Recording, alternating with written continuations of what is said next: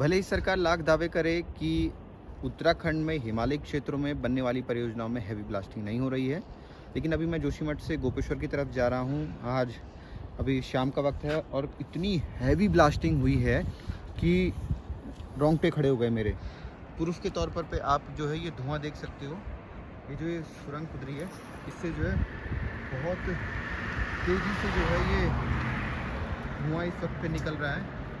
यहाँ पे जो है इस टाइम अलार्म भी यहाँ पे बजे थे इस ब्लास्टिंग के बाद से, और ब्लास्टिंग जो है वो लगभग 5-7 बार बहुत ही ज़्यादा हैवी ब्लास्टिंग हुई है।